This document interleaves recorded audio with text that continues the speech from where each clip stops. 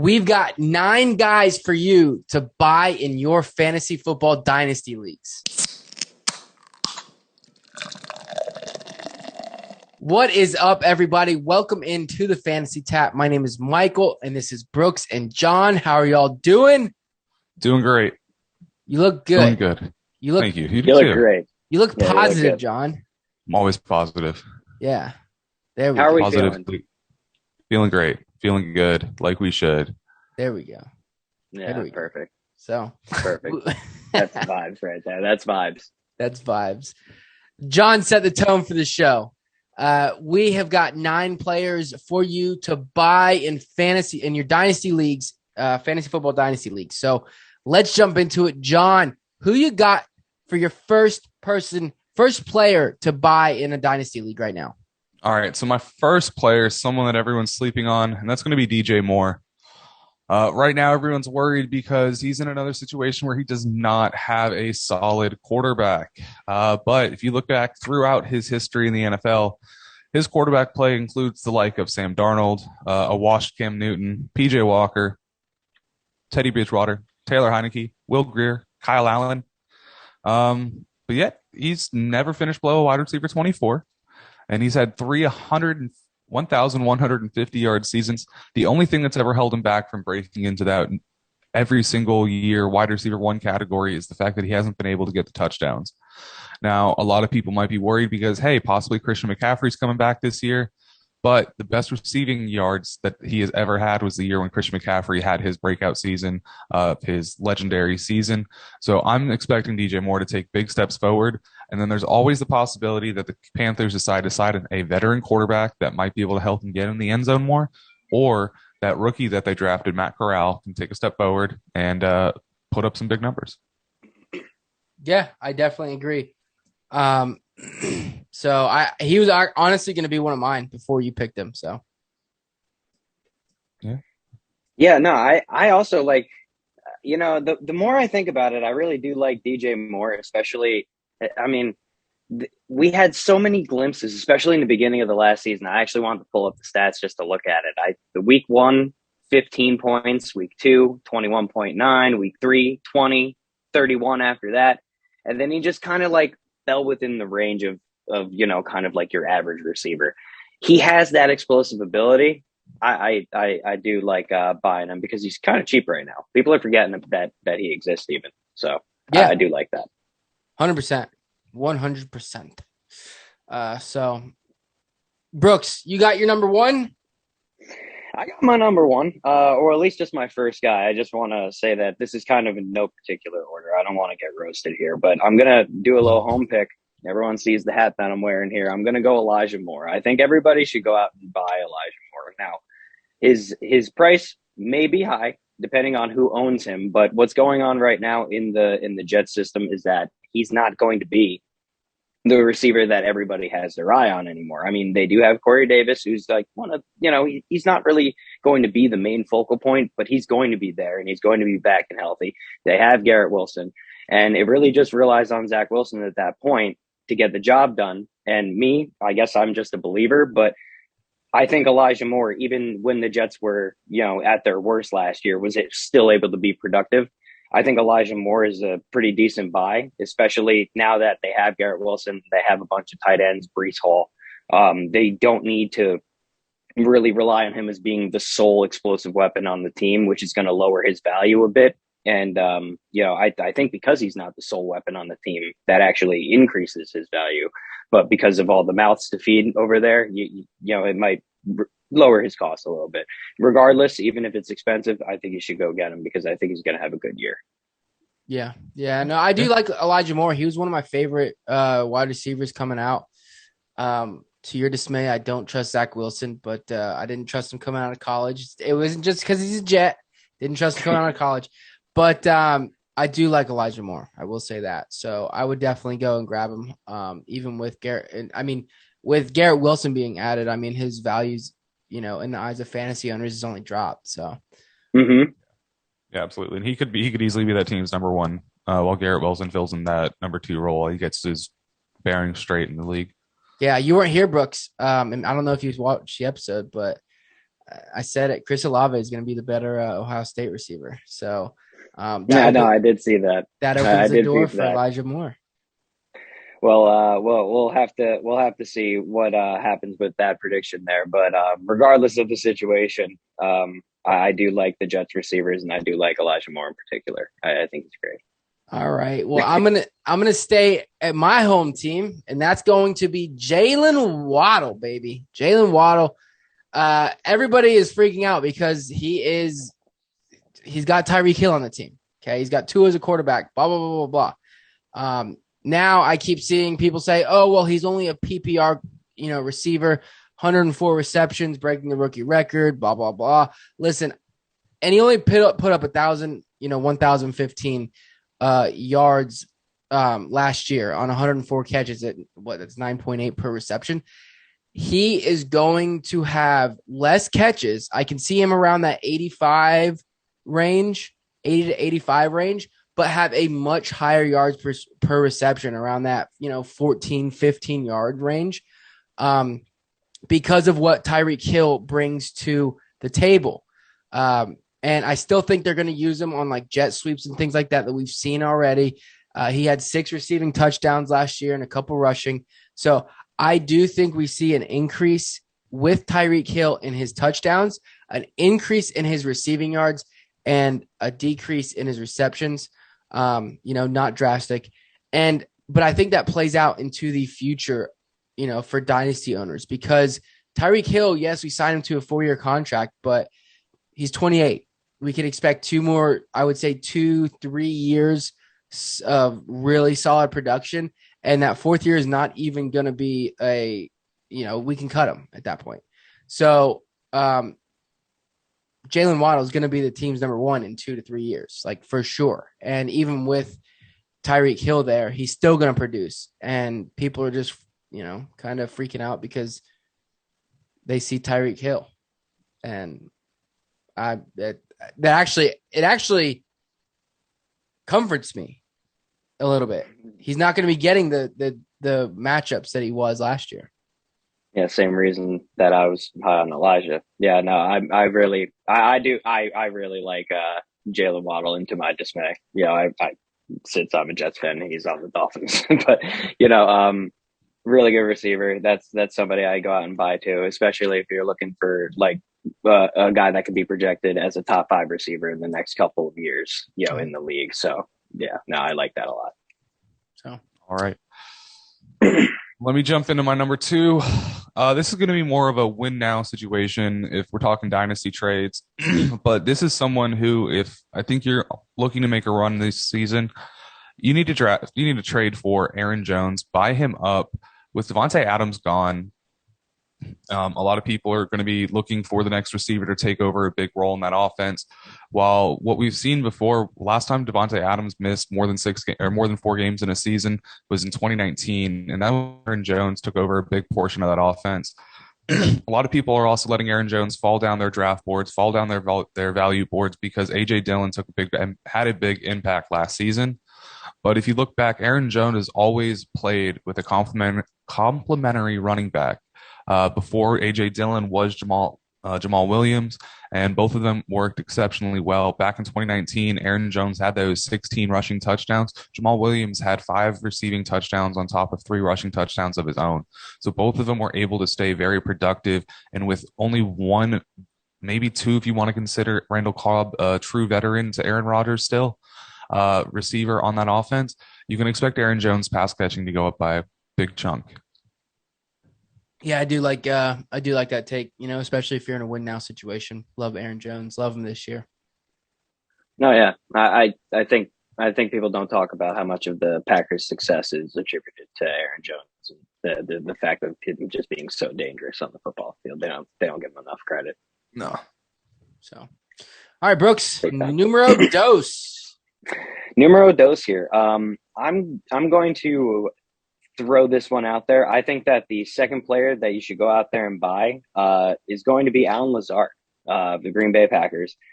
I really do like Alan Lazard. I've actually always been a fan of Alan Lazard. I call him the Lizard King. I know that somebody else has that nickname, but currently, this man is the Lazard King, I guess you can call it.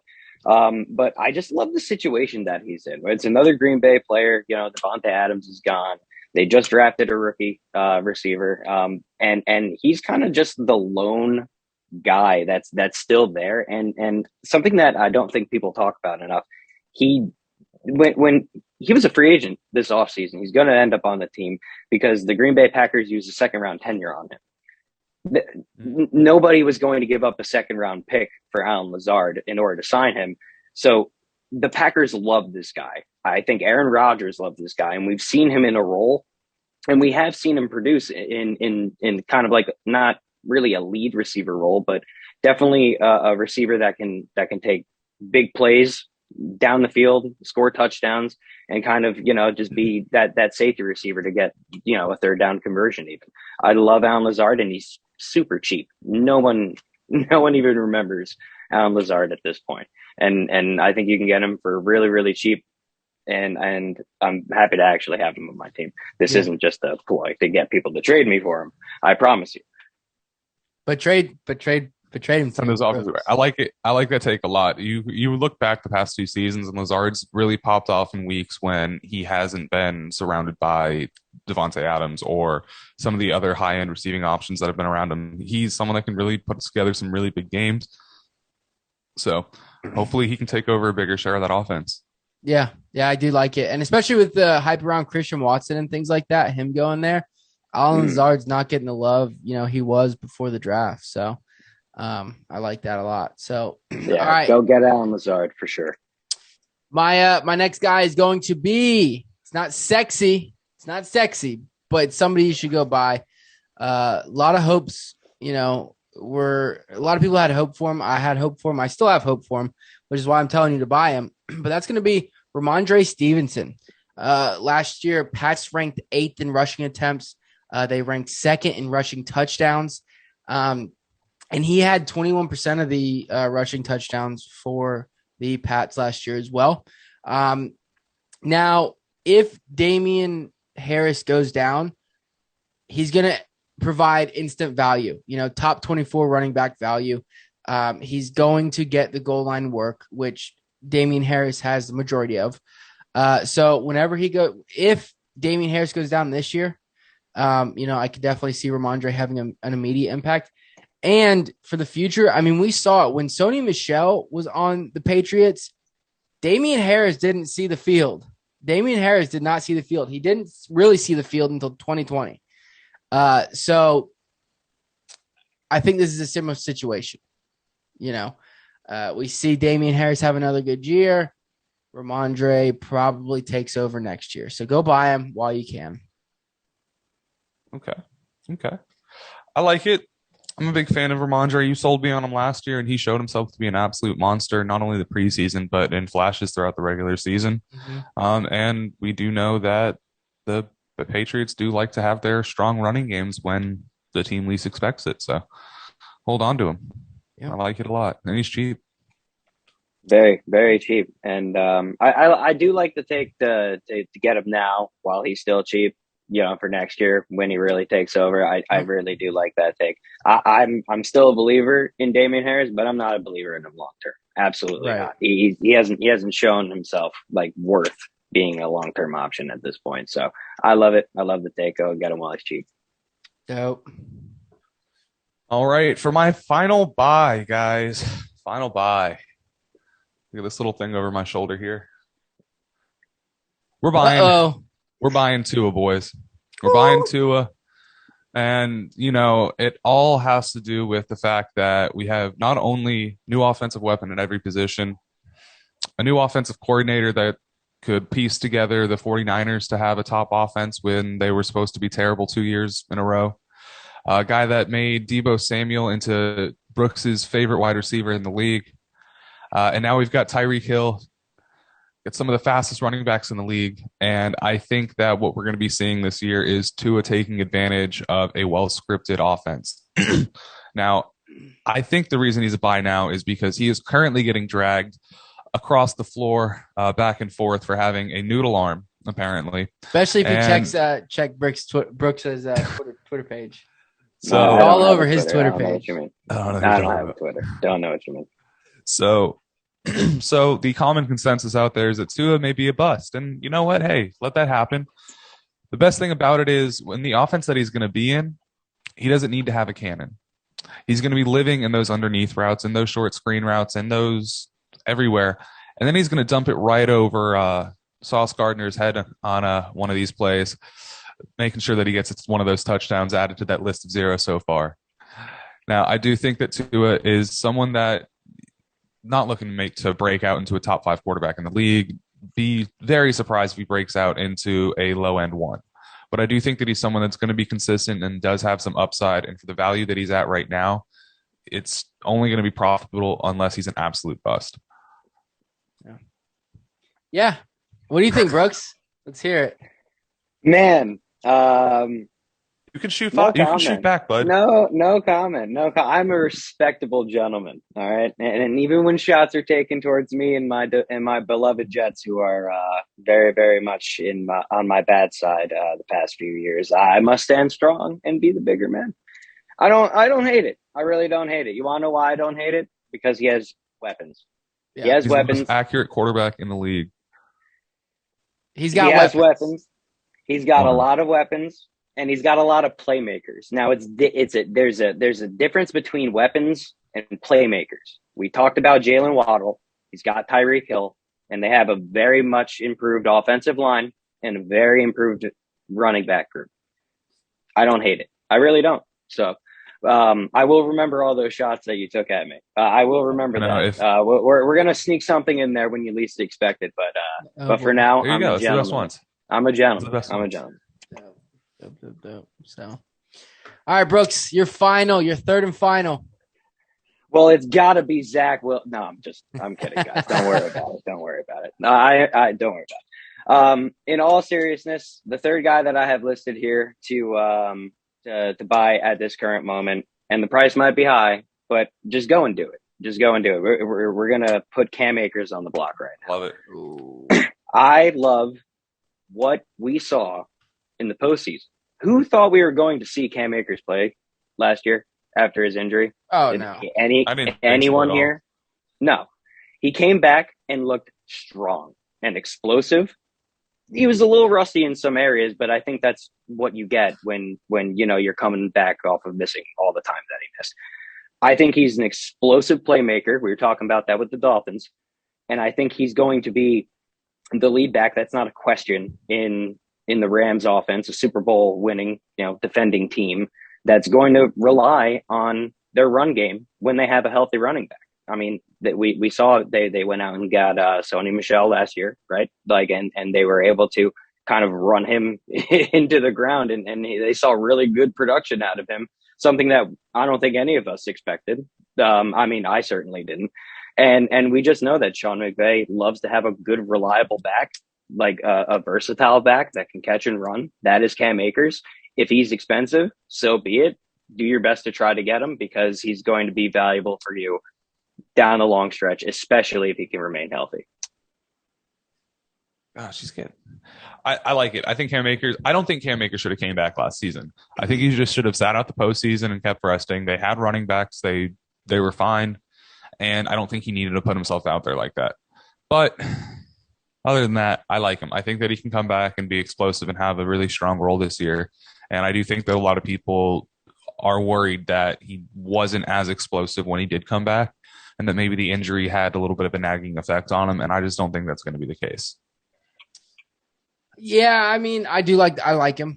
I do like, what he showed. He showed flat. He definitely had a couple really good games, showed flashes, had some rust.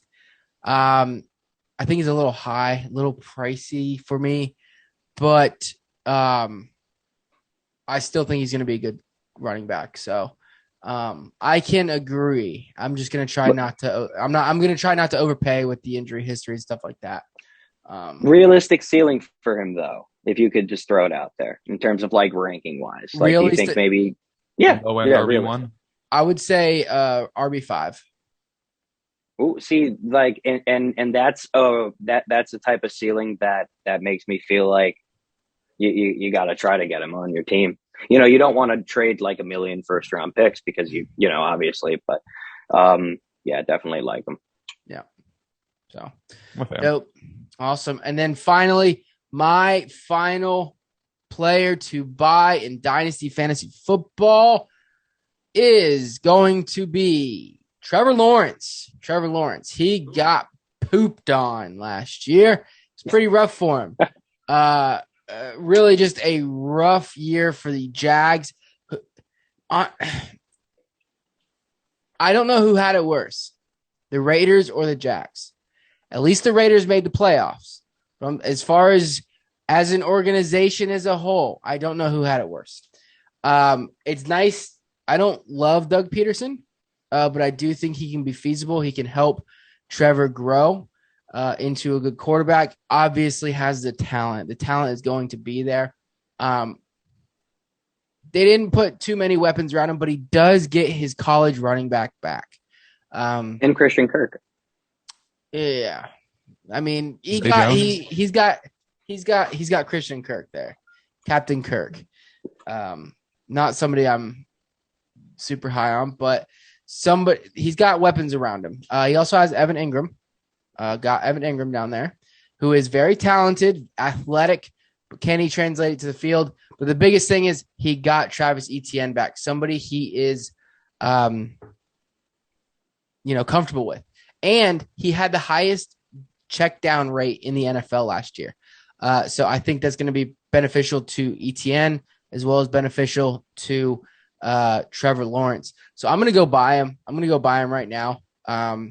And you can wait, into a few games into the season and see what he does if you want.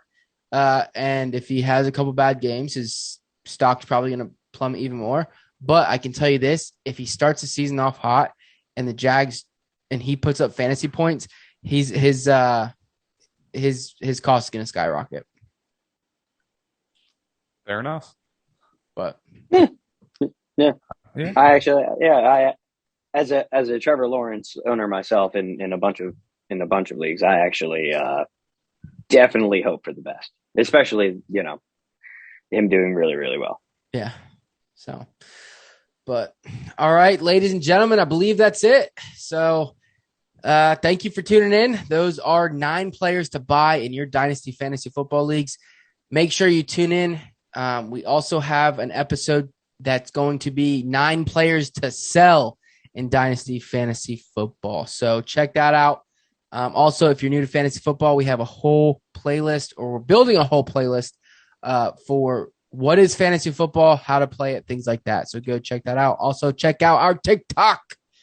So, all right, guys. Thanks so much. Right. Brooks, John, thank y'all. Thank you, guys. I'll see you guys next time. All right. Yeah. Take care, everybody. Make sure you like and subscribe if you haven't done that already. Have a good one. Bye-bye. Peace.